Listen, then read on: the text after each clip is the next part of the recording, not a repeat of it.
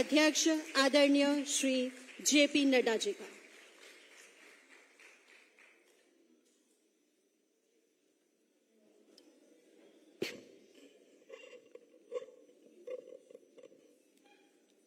आज के इस कार्यक्रम में मेरे साथ यहाँ उपस्थित महिला मोर्चा की राष्ट्रीय अध्यक्षा बहन वानती श्रीनिवासन जी, हमारे महामंत्री और संगठन के दृष्टि से महिला मोर्चा देख रहे और राज्यसभा में मेरे साथी रहे श्री दुष्यंत गौतम जी, हमारे राष्ट्रीय महामंत्री महिला मोर्चा दीप्ति रावत जी, हमारे राष्ट्रीय मीडिया इंचार्ज महिला मोर्चा नीतू डबास जी, गीतांजलि शर्मा जी जो नेशनल एग्जीक्यूटिव की सदस्य हैं और आज की मंच संचालक, यहाँ दिल्ली में एकत्र आए हमारे सभी विशिष्ट महिला मोर्चा के कार्यकर्त्री, पदाधिकारी, विभिन्न जिम्मेवारियों पर काम करने वाले ऐसे हमारे सभी वरिष्ठ कार्यकर्ता बहनें और हमारे रिसोर्स पर्सन्स जो इस कार्यक्रम में जुटे हैं और साथ ही साथ देश भर के सभी यूनिट्स जो डिजिटली हमारे साथ जुड़े हैं, विशेष करके 7 स्थान जिनके साथ अभी हमें इंटरैक्शन करने का भी मौका मिला, ऐसी हमारी सभी बहनें। सबसे पहले तो आप सब लोगों ने इस कार्यक्रम में अपने आप को समावेश करते हुए जोड़ा है, तो आप सबका सबसे पहले बहुत बहुत अभिनंदन, आप सबका स्वागत।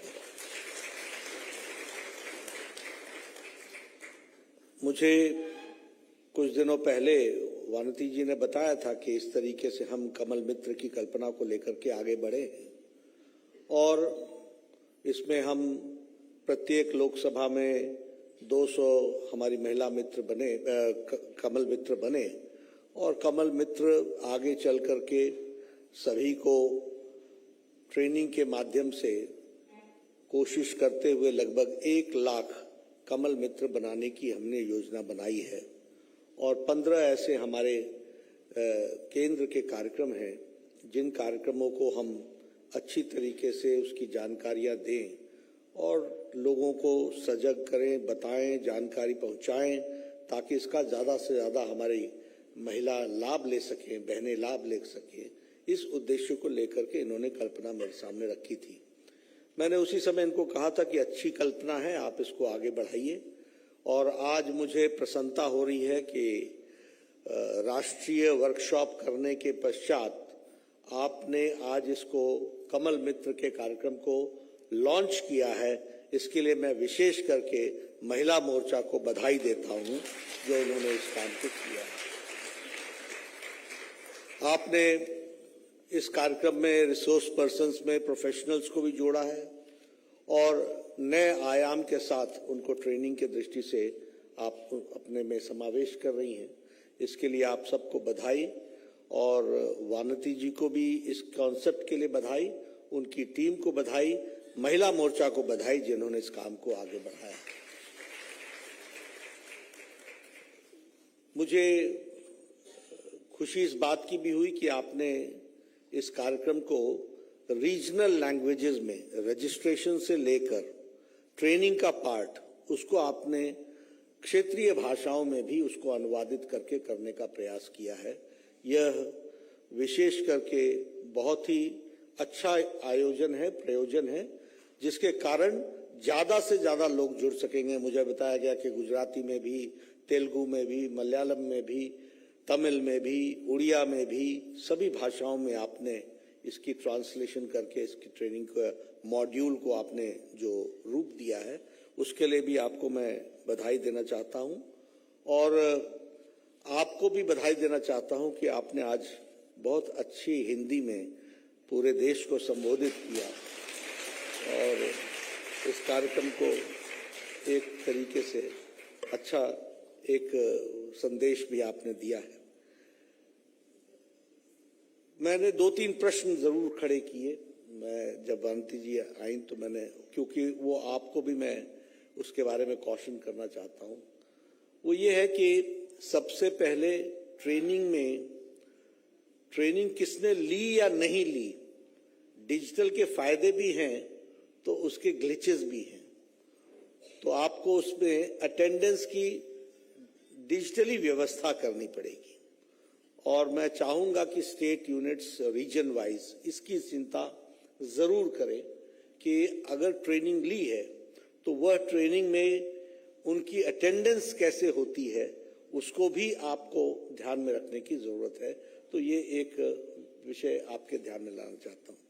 दूसरा, मैंने इनसे पूछा कि एग्जामिनेशन कब शुरू हुआ और एग्जामिनेशन कब समाप्त हुआ, उसका ड्यूरेशन क्या था, इसके बारे में आप कुछ सोचेंगी। तो उन्होंने कहा सोचेंगी जरूर, लेकिन उन्होंने कहा ये प्रमोशनल है, तो इसलिए मैं इनको नोशनल हालत में मैं कहता हूं कि आप इसको आगे बढ़ाइए, लेकिन आगे डिजिटली इन दोनों चीजों की हमको चिंता करनी पड़ेगी ताकि हम जो ट्रेनिंग दे रहे हैं वो इफेक्टिव ट्रेनिंग दे और उसकी इफेक्टिविटी बने, एफिकेसी बने, इसकी हमको चिंता करनी होगी।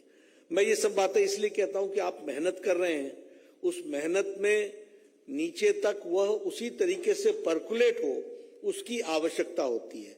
इसलिए क्वालिटी के साथ कॉम्प्रोमाइज ना हो, उसकी इफेक्टिविटी कमजोर ना हो, उसकी एफिकेसी कम ना हो, उसके लिए इन बातों को ध्यान में रखने की जरूरत होगी। और इसमें डिजिटली हर चीज की व्यवस्था है, तो आप जब डिजिटली ट्रेनिंग देंगे, ऑनलाइन ट्रेनिंग देंगे, तो इनकी भी आप व्यवस्थाएं खड़ी करेंगे तो अच्छा रहेगा, ऐसा मुझे लगता है। मित्रों, बहनों, आप लोगों के साथ मैं एक बात जरूर कहना चाहता हूं और वो ये है कि बहुत लंबे समय तक नीति निर्धारकों ने महिलाओं की बात तो कही, लेकिन बात को जमीन पर उतारने में और लास्ट माइल डिलीवरी करने में बहुत से गैप्स रह गए।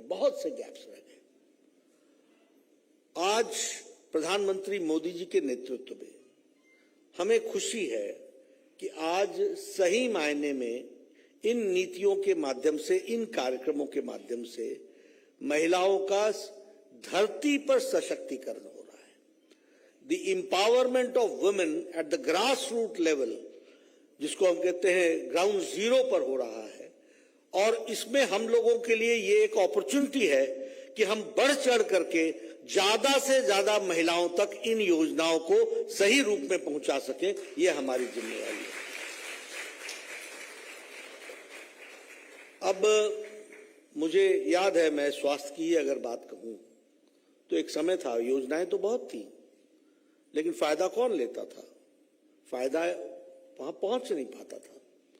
लेकिन आज हम कह सकते हैं कि स्वास्थ्य विभाग के कार्यक्रमों में हमारी इफेक्टिविटी बहुत बढ़ी।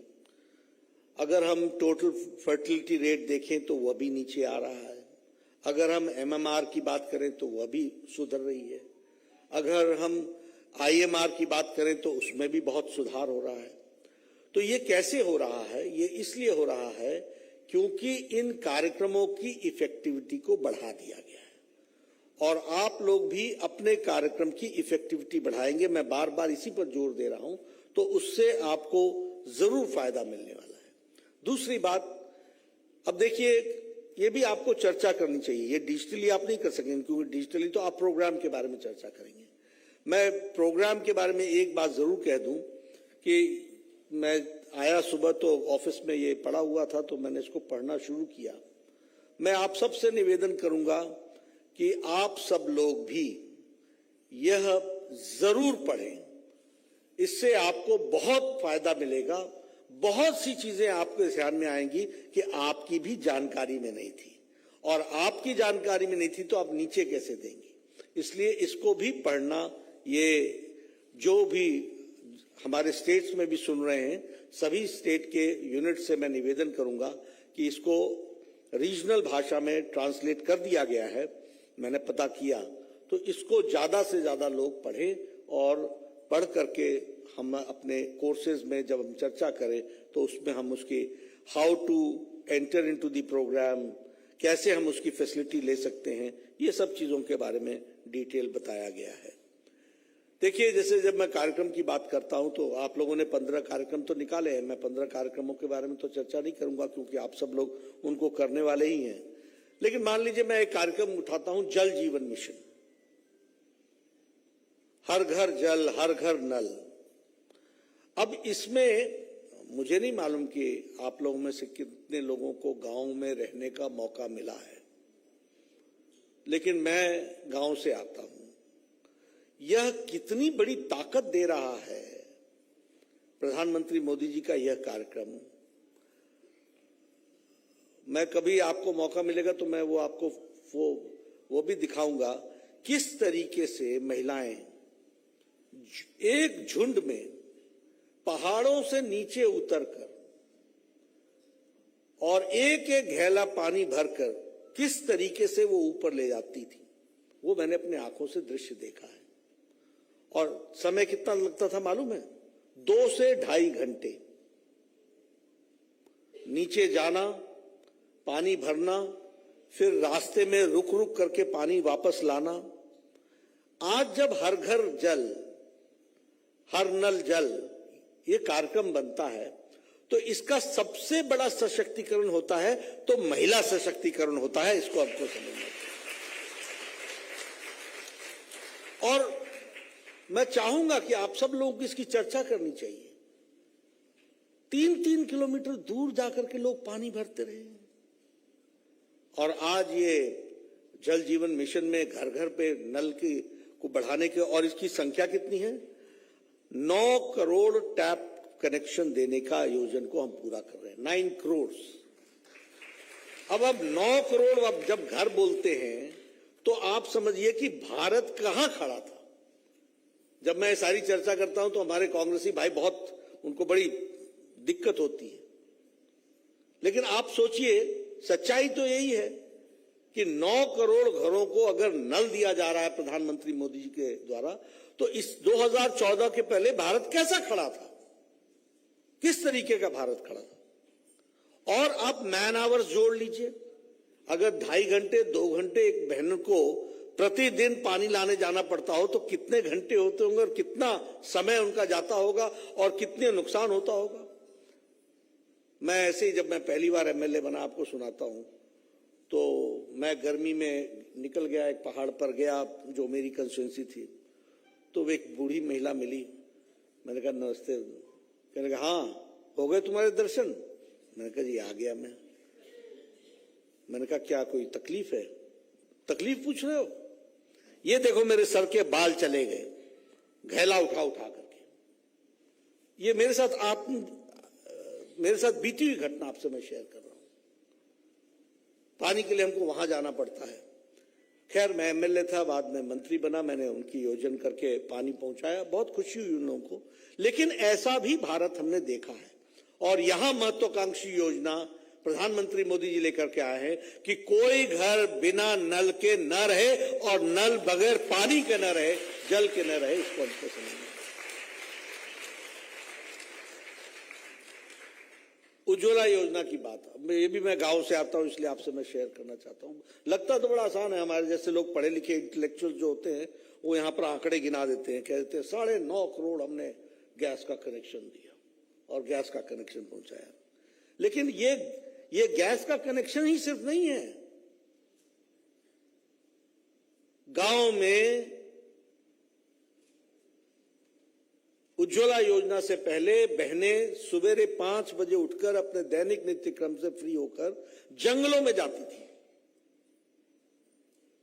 जंगल से लकड़ी काट के लाती थी, लकड़ी काट करके चूल्हा जलाती थी। और आपको पता नहीं मालूम है कि नहीं है, एक उसको हम लोग फूकनी बोलते थे, है ना, उससे फूक फूक करके और उसको फूकने के बाद जो धुआं उठता था वो सारा धुआं अपने छाती पर यानी अपने लंग्स में लेना और एक दिन में कम से कम 200 सिगरेट के बराबर का धुआं वो इनहेल कर लेती थी। पल्मोनरी डिजीज, लंग की डिजीज उनको होती थी। और आंखें अलग से, मतलब रसोई से बाहर निकले तो पहले तो पानी डालें और बिल्कुल पानी पानी हो रहे होते थे। ये दिन हमने देखे हैं, इस तरीके की स्थितियां हमने देखी हैं। और अच्छा, लकड़ी अलग कटती थी, जंगल अलग कटते थे। अच्छा, और भी उसमें क्या होता था, वो सुबह 5 बजे जब वो काटती थी तो पड़ोसी उठ जाता था कि ये मेरा पेड़ कट रहा है या तेरा पेड़ कट रहा है, झगड़ा उस पर भी हो जाता था।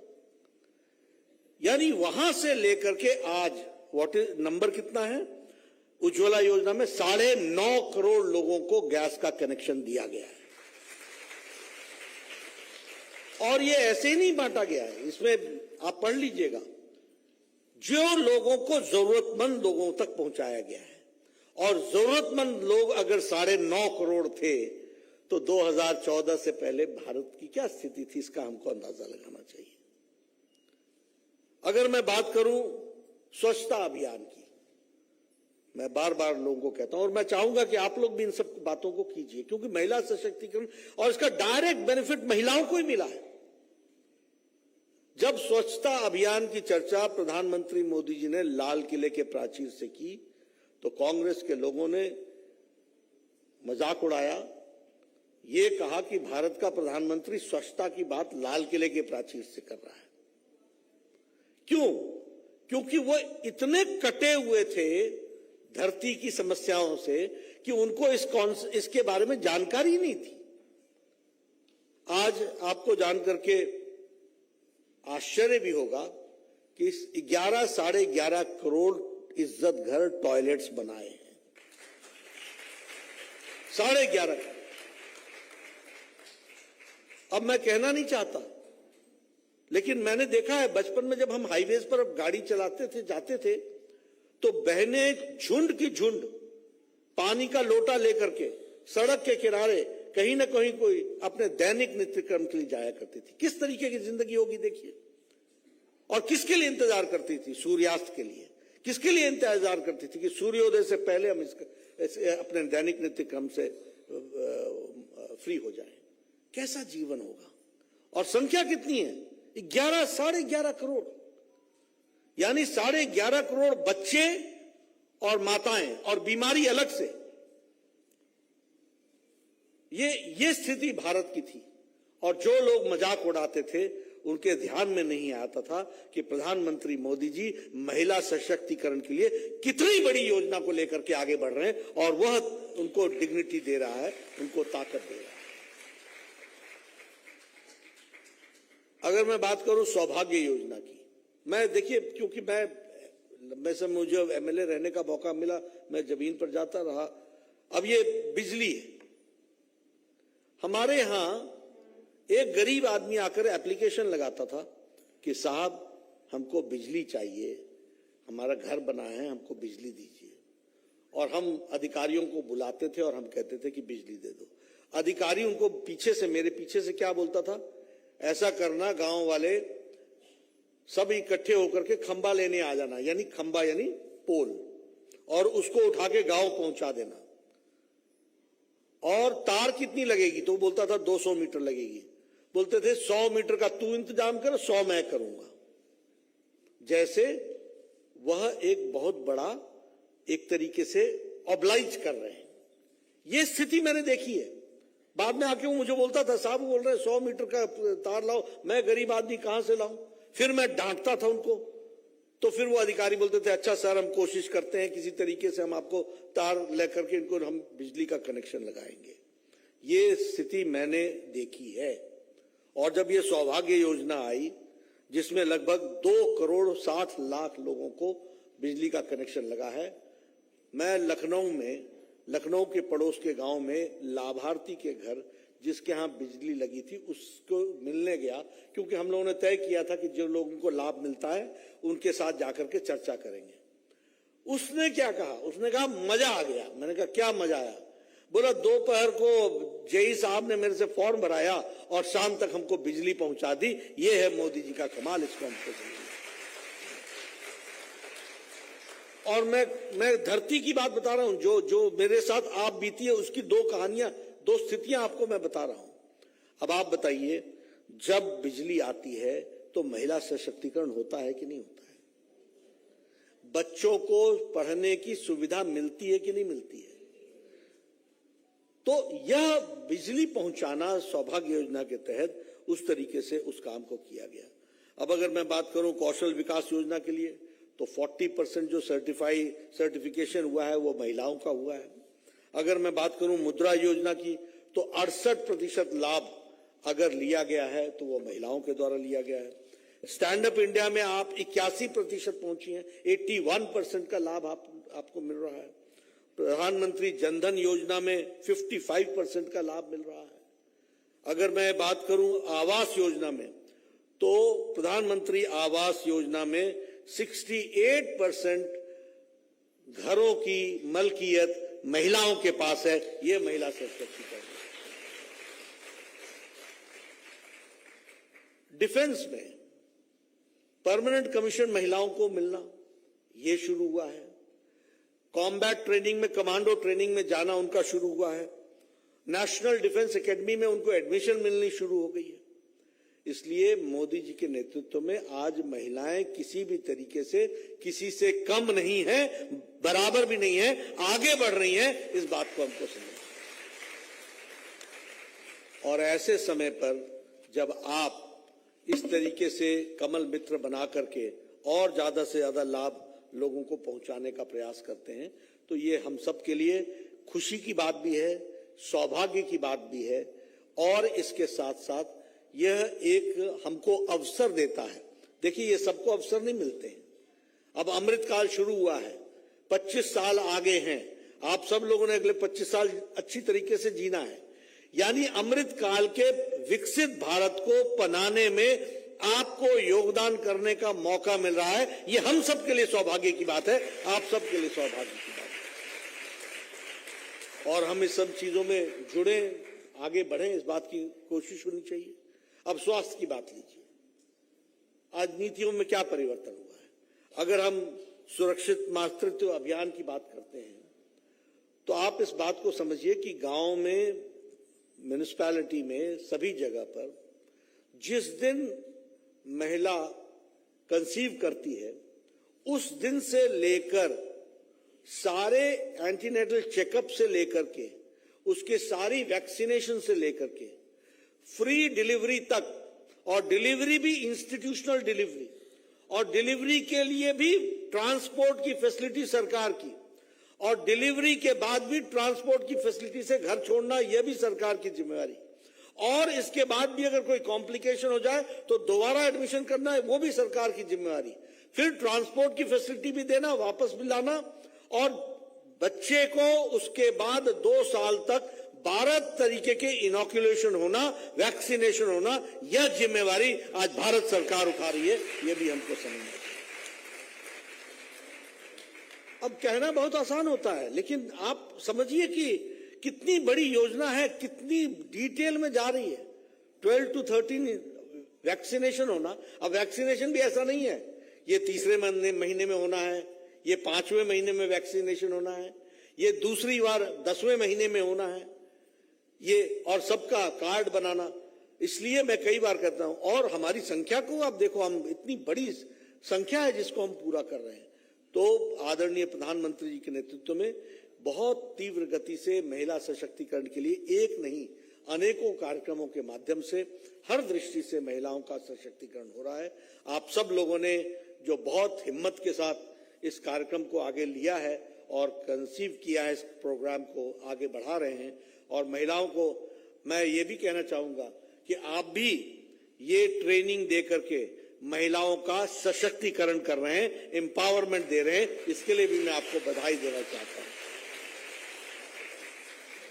आप इसमें आगे बढ़े, हमारी शुभकामनाएं हैं। एक बात जिसका इन सब चीजों से कम संबंध होता है, लेकिन मैं बार बार हमेशा बोलता हूं, वो ये कि हम सब लोग अपनी इफेक्टिविटी को हमेशा चेक रीचेक करते रहे। कई बार क्या होता है कि हम कार्यक्रम को रूटीन समझ लेते हैं, हम उसके लिए मेहनत नहीं करते हैं, हम उसमें और क्या इंप्रूवमेंट होता है उसको हम नहीं देखते हैं, उसमें क्या एडवांसमेंट हो सकती है उसको हम नहीं चिंता करते हैं। तो क्या होता है कि हम काम भी कर रहे हैं, लेकिन जो काम आप 5 साल पहले कर रहे थे वही काम आप आज भी कर रहे हैं। एक तो हमेशा हमको इनोवेटिव रहना है। अगर इनोवेटिव रहेंगे तो आप फ्रेश रहेंगे, आप में ताजगी रहेगी, आपके सोच में कुछ न कुछ चलता रहेगा।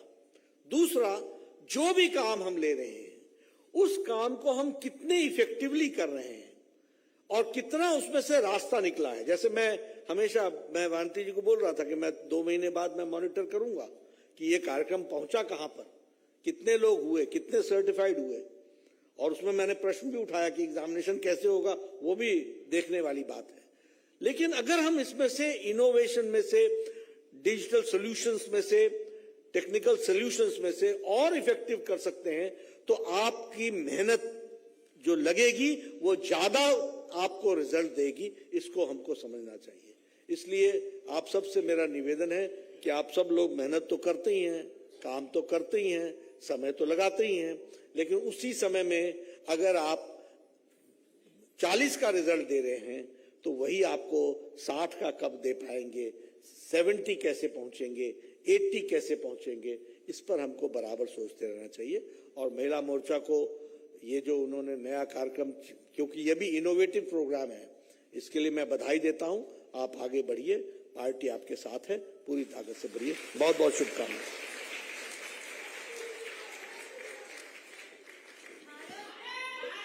भारत माता की, भारत माता की।